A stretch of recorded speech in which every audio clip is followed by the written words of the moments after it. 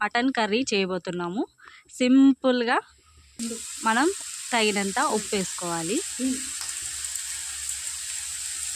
కొంచెం వేసుకుంటే సరిపోతుంది. కలుపుకోవాలి, బాగా కలుపుకోవాలి. ఉప్పు అంతా కలిసేటట్టు కలుపుకోవాలి. కొంతసేపు బాయిల్ అవ్వనివ్వాలి. అయిన తర్వాత ఆయిల్ వేసుకోవాలి తగినంత.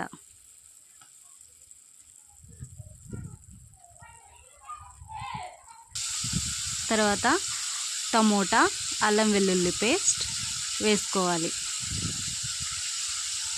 బాగా కలిసేటట్టు కలుపుకోవాలి.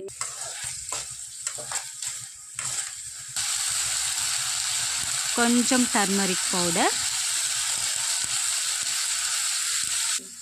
కొంచెం 1 స్పూన్ ధనియా పౌడర్, మనకు కావాల్సినంత ధనియా పౌడర్ వేసుకొని చిల్లీ పౌడర్, కొంచెం చిల్లీ పౌడర్ తగినంత వేసుకోవాలి. కొంచెం మటన్ మసాలాను యాడ్ చేసుకోవాలి. అంతా కలిసేటట్టు బాగా కలుపుకోవాలి. బాగా కలిసిన తర్వాత వాటర్ వేసుకోవాలి. కొంచెం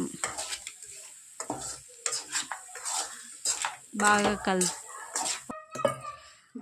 వాటర్ వేసుకున్న తర్వాత కలుపుకోవాలి.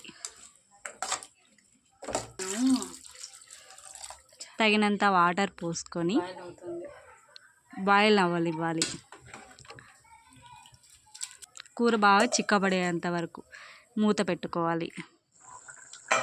ఇప్పుడు బాగా ఉడుకుతుంది. మనకు దగ్గర పడేంత వరకు పెట్టుకొని దించేసేయాలి.